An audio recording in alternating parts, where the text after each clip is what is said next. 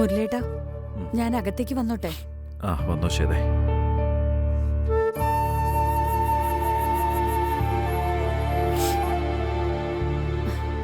എന്താ മുരളേട്ടത്? ഇത്രയും പക്വതയുള്ള ഒരാളല്ലേ ഇങ്ങനെ കരയുന്നത്? എന്തൊരു കഷ്ട. എത്രമാത്രം പക്വതയുള്ള ആളാണെങ്കിലും എന്റെ ചിറ്റ ചിറ്റയല്ലാതാവോ? ആ ചിറ്റയ്ക്ക് എന്തെങ്കിലും സംഭവിച്ചാൽ എനിക്കത് താങ്ങാൻ പറ്റൂ. അത് മാത്രമല്ല, നമ്മുടെ അച്ഛൻ ചിറ്റ ഇങ്ങനെ കൊല്ലാൻ ശ്രമിക്കുമെന്ന് ഞാൻ ഒരിക്കലും വിചാരിച്ചില്ല. ആ വിഷയം അറിഞ്ഞിട്ടും അമ്മായി എന്നോട് പറയാതിരുന്നത് മാത്രമാണ് എനിക്ക് അത്രയ്ക്കും ദേഷ്യം ഉണ്ടാവാനുള്ള കാരണമായിട്ട് മാറിയത്. എന്റെ ഇപ്പോഴത്തെ മാനസികാവസ്ഥ മനസ്സിലാക്കാതെ അവർ പിണങ്ങി പോവുകയും ചെയ്തു. പൊയ്ക്കോട്ടെ, എന്നെങ്കിലും ഒരു ദിവസം എന്റെ ഇപ്പോഴത്തെ അവസ്ഥ അവർക്ക് മനസ്സിലാകാതിരിക്കില്ല. അത് പോട്ടെ മുരളേട്ടാ, അവര് പോയാലിപ്പോ എന്താ? അതല്ല ശ്വേത, അതിലെനിക്ക് വലിയ വിഷമവുമില്ല. പക്ഷെ അമ്മായിയുടെ അശ്രദ്ധ കാരണം നമ്മുടെ ചിറ്റയുടെ അവസ്ഥ ഇപ്പോൾ വളരെ മോശമായിരിക്കും ഓർക്കുമ്പോൾ എനിക്കത് സഹിക്കാൻ പറ്റുന്നില്ല. ചിറ്റയില്ലാത്ത ഈ വീട് ആകെ ശൂന്യമായതുപോലെ തോന്നുക. ഞാനാണെങ്കിൽ ചെറുപ്പം മുതലേ ചിറ്റയില്ലാതെ ഈ വീട്ടിൽ ഒരു നിമിഷം പോലും നിന്നിട്ടില്ല. അതുകൊണ്ടാ എനിക്ക് ഈ ഏകാന്തത താങ്ങാൻ പറ്റാത്തത്. അത് കാരണമാ ഞാനിവിടെ എല്ലാവരോടും ഒരു കാരണമില്ലാതെ ദേഷ്യപ്പെട്ട് എല്ലാവരോടും ഇങ്ങനെയൊക്കെ പെരുമാറി പോകുന്നത്. അത് തെറ്റാണെന്ന് എനിക്ക് നന്നായിട്ട് അറിയാം ശ്വേതേ. പക്ഷേ എനിക്കെന്നെ നിയന്ത്രിക്കാൻ കഴിയുന്നില്ല. എല്ലാം നഷ്ടമായി ഒറ്റപ്പെട്ടു പോയ ഒരു അനാഥനെ പോലെ ഞാനിപ്പോ. മുരളേട്ടാ, അമ്മായിയെക്കുറിച്ച് ഇങ്ങനെയൊക്കെ ചിന്തിച്ചിട്ട് എന്താ കാര്യം? അങ്ങനെയൊന്നും അല്ലല്ലോ കാര്യങ്ങള്. ഞാൻ പറയുന്നതൊന്ന് കേൾക്ക്. മുരളേട്ട ഇങ്ങനെ വിഷമിക്കാൻ മാത്രം ഒന്നും സംഭവിച്ചിട്ടില്ല. അമ്മായി സുഖമില്ലാതെ 2 ദിവസം ബെഡിൽ കിടക്കുന്നു മാത്രല്ലേ ഉള്ളൂ. ഇപ്പോഴത്തെ മെഡിക്കൽ ഫെസിലിറ്റീസ് വെച്ച് നോക്കിയാല് ഇതെല്ലാം ഭേദാക്കാൻ വളരെ എളുപ്പല്ലേ മുരളേട്ട? പക്ഷെ അമ്മായി ഇവിടെ ഇല്ലാത്തോണ്ട് മുരളേട്ടൻ ഇപ്പൊ ഒത്തിരി വിഷമിക്കുന്നുണ്ട്. അതുകൊണ്ട് ആ വിഷമം മാറ്റാൻ എന്നാലാവുന്നൊരു പൊടിക്കൈ ഞാൻ പറയട്ടെ. മുരളേട്ട, എനിക്ക് മുരളേട്ടന്റെ സന്തോഷം മാത്രം മതി. അതിനു വേണ്ടി എന്തും ചെയ്യാൻ ഞാൻ തയ്യാറാ. ഞാൻ സന്തോഷിക്കുന്നത് മുരളേട്ടന്റെ സന്തോഷം കാണുമ്പോഴാ. ഞാൻ ഇപ്പൊ വരാം.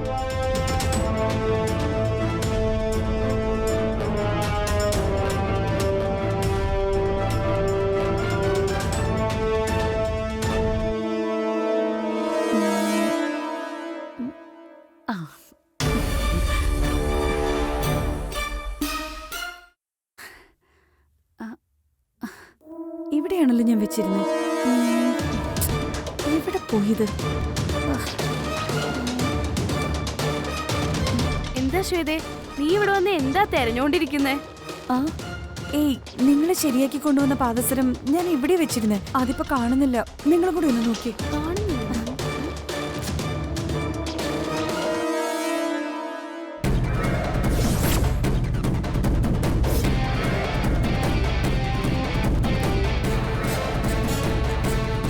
നിങ്ങളൊന്ന് കണ്ടുപിടിക്കും. ഞാനിപ്പോ വരെ. വാടി, നമുക്ക് നോക്കാം.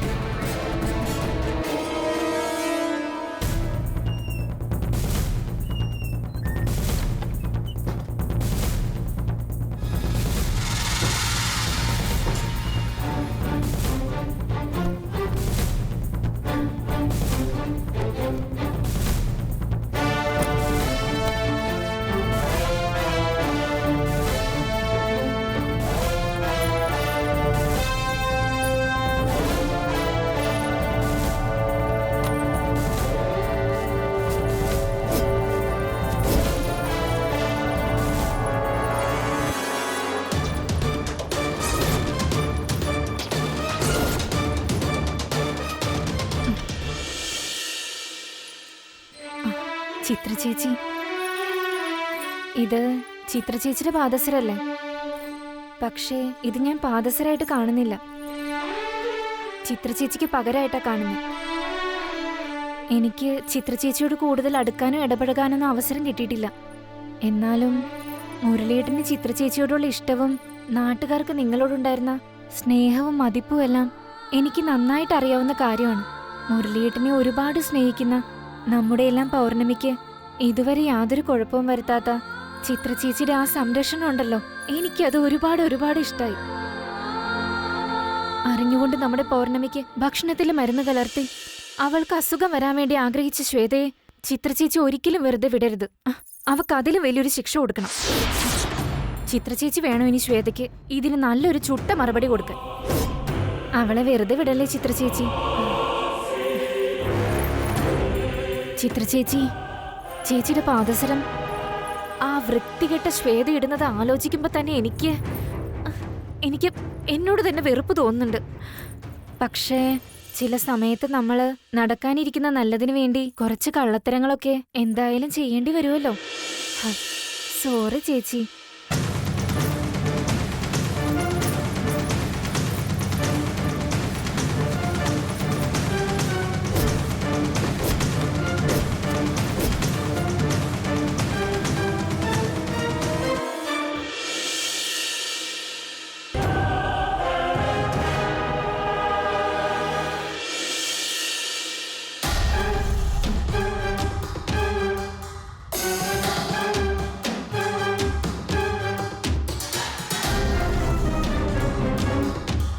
ഇവിടെ എവിടെയും കാണുന്നില്ലല്ലോ. എന്താ നിങ്ങൾ തിരയുന്നേ? അത് ശ്വേതയുടെ പാദസരം ഇവിടെ വെച്ചായിരുന്നു. ഇവിടെ എവിടെയും കാണുന്നില്ല, അപ്പൊ ഞങ്ങൾ നോക്കുമായിരുന്നു. ആണല്ലേ, ഇവിടെ എവിടെയെങ്കിലും കാണും, നമുക്ക് നോക്കാം.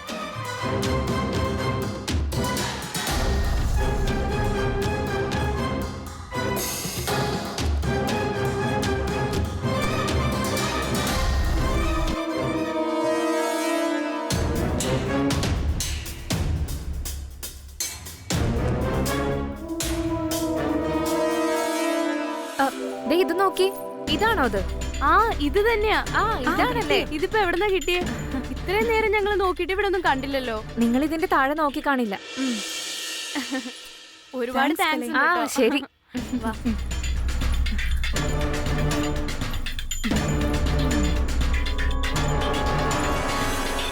ഇതെന്റെ കണ്ണിൽ കണ്ടുകൊണ്ട് മാത്രാ നിങ്ങളുടെ ശ്വേതക്കിട്ടൊരു പണി തരാൻ പറ്റി. വേഗം കൊണ്ട് ചെല്ല്. ശ്വേതേ, നീ ഇപ്പോഴും അത് തരയാണോ? അത് ഇതുവരെ കിട്ടിയില്ല. ആ പാദസരം കിട്ടിയോ? എവിടെയായിരുന്നു ഇത്? താഴെ ഹോളിലുണ്ടായിരുന്നു.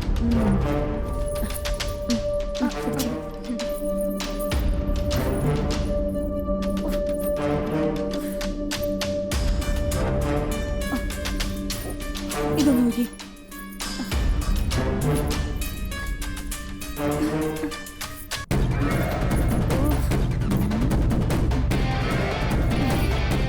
ഇനിതാ.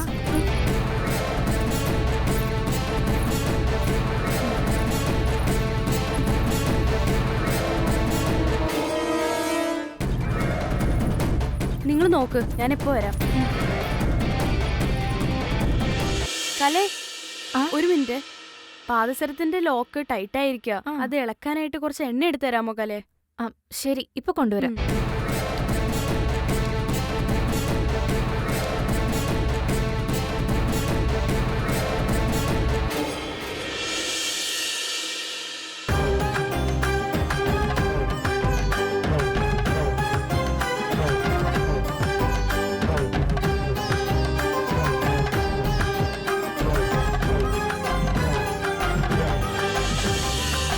ദൈവമേ, അങ്ങയുടെ അടുത്തിരിക്കുന്ന ഈ കുങ്കുമത്തിന് എത്രമാത്രം ശക്തി ഉണ്ടാവോ അത്രയും തന്നെ ശക്തി ഇവിടെ ഇരിക്കുന്ന ഈ എണ്ണയ്ക്കും ഉണ്ടാവുമെന്ന് ഞാൻ വിശ്വസിക്കുവാണ്.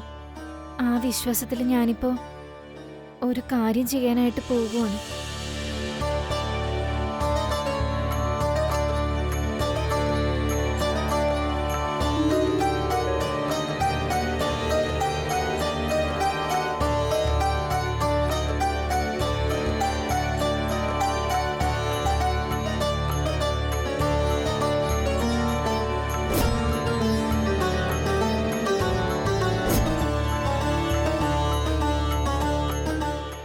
ചിത്രേച്ചി, ഇനിയെല്ലാം നോക്കിക്കോണേ.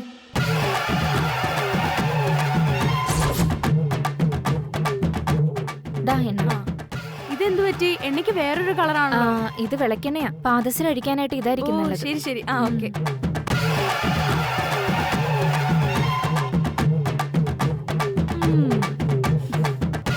ശ്വേതേ, ദേ എണ്ണ ഒഴിച്ച പെട്ടെന്ന് ഊരാൻ പറ്റും. ഓക്കെ, എന്നാ വാ, ഇവിടെ ഇരിക്ക്.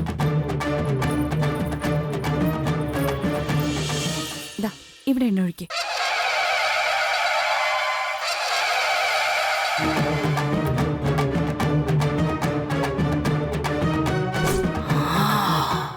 അതിലൊന്നും ഒഴിക്കും. ഇതാ.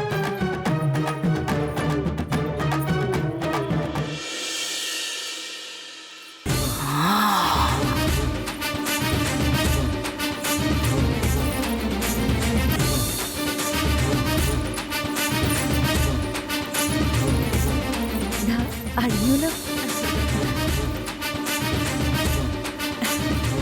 ഇത് ഒഴിച്ചിരുന്നു.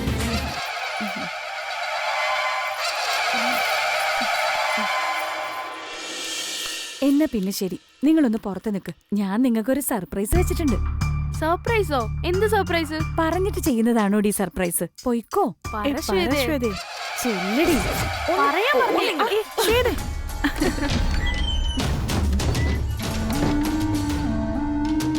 അതെന്ത് സർപ്രൈസാ?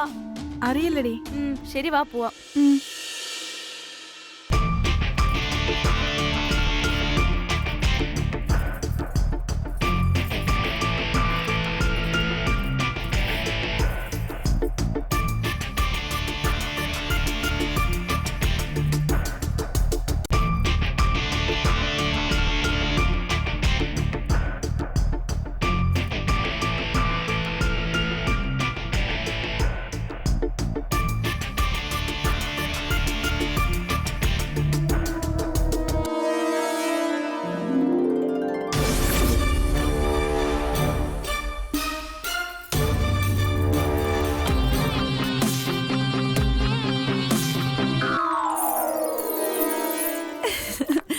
ശ്വേതേ, നീ കലക്കിയിട്ടുണ്ട്.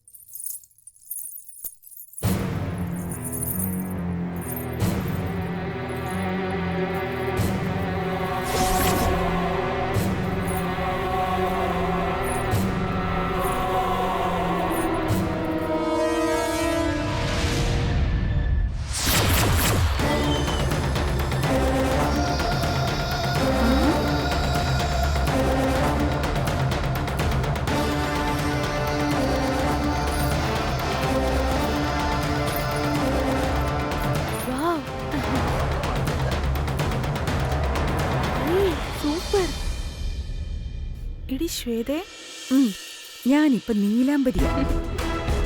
ആ മനസ്സിലായി മനസ്സിലായി. ശ്വേതേ, അടിപൊളിയായിട്ടുണ്ട്.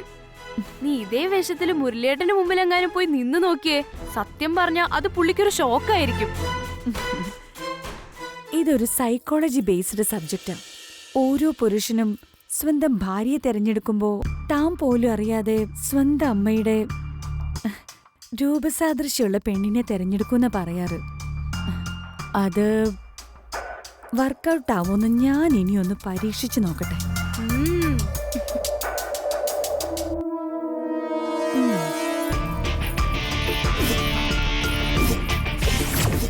ഇതുപോലെ ഞാനും ഒരു പരീക്ഷണം നടത്തുന്നുണ്ട്. അത് തീർച്ചയായും വർക്കൗട്ട് ആവും.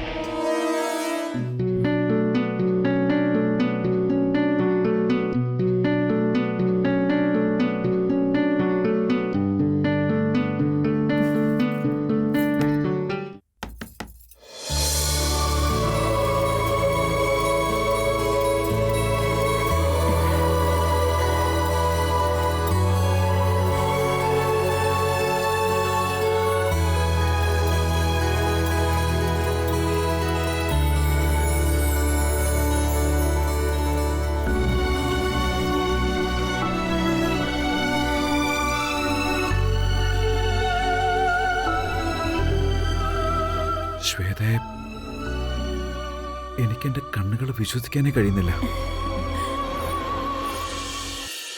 ഞാൻ പറഞ്ഞതുപോലെ ചെയ്തില്ലേ? ഇനി തൊട്ട് അമ്മ ഇവിടെ ഇല്ലെന്ന് പറഞ്ഞ് വിഷമിക്കരുത്. ഇല്ല ശ്വേതേ, ഇപ്പൊ എന്റെ മനസ്സിലുണ്ടായിരുന്ന വിഷമത്തിന് ഒരു ചെറിയ അളവിലെങ്കിലും കുറവുണ്ടായിട്ടുണ്ട്. പെട്ടെന്ന് എന്റെ മനസ്സിലെവിടെയോ ചിറ്റ വേഗം തന്നെ സുഖമായി തിരിച്ചു വരുമെന്ന് തോന്നുക. മുരളേട്ട, എന്നെ സംബന്ധിച്ചിടത്തോളം എനിക്ക് മുരളിയേട്ടന്റെ സന്തോഷാണ് ഏറ്റവും വലുതായിട്ടുള്ളത്.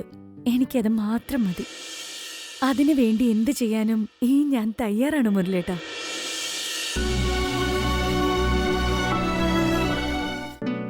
ഇല്ല ശ്വേതേ, ഇപ്പൊ എന്റെ മനസ്സിലുണ്ടായിരുന്ന വിഷമത്തിന് ഒരു ചെറിയ അളവിലെങ്കിലും കുറവുണ്ടായിട്ടുണ്ട്.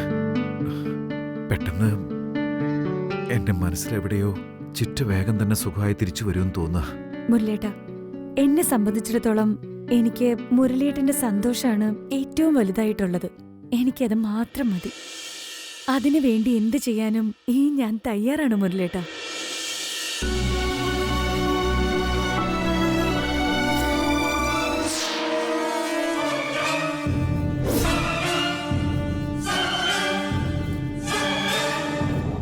എനിക്കിപ്പോ തോന്നുന്നു എന്റെ ജീവിതത്തിൽ എന്നെ തേടി വന്ന സൗഭാഗ്യം അത് നീയാണ്.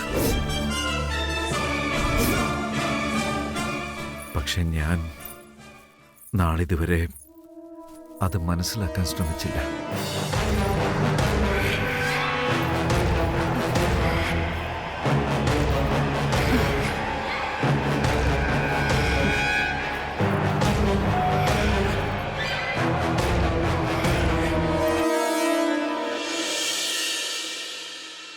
ചിറ്റിക്ക് നിന്നെപ്പറ്റി നന്നായിട്ട് അറിയാവുന്നതുകൊണ്ടായിരിക്കും ചിറ്റയെപ്പോലെ തന്നെ നീ എന്നെ നോക്കുമെന്ന് കരുതി നിന്നെ ഇങ്ങോട്ട് കൂട്ടിക്കൊണ്ടുവന്നത്. പക്ഷെ ഞാനാ നിന്നെ അണുവിട പോലും മനസ്സിലാക്കാതെ എപ്പോഴും ഇങ്ങനെ സങ്കടപ്പെടുത്തിക്കൊണ്ടിരുന്നത്. സാരമില്ല, അതൊക്കെ ഞാൻ എപ്പോഴേ മറന്നു മുരളേട്ട.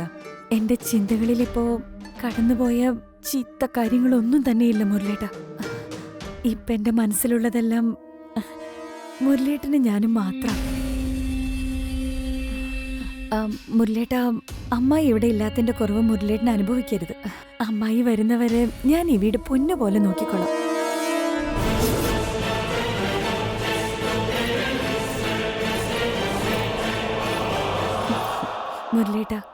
മുരളേട്ടൻ ഇനി ഒന്നിനെ കുറിച്ചും ചിന്തിക്കരുത്.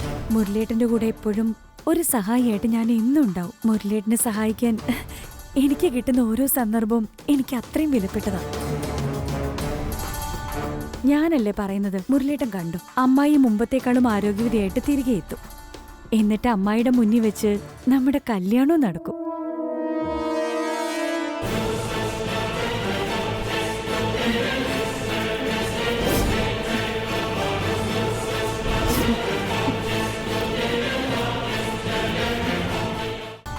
ഞാനല്ലേ പറയുന്നത്, മുരളേട്ടൻ കണ്ടു അമ്മായി മുമ്പത്തേക്കാളും ആരോഗ്യവതിയായിട്ട് തിരികെ എത്തും. എന്നിട്ട് അമ്മായിയുടെ മുന്നിൽ വെച്ച് നമ്മുടെ കല്യാണവും നടക്കും.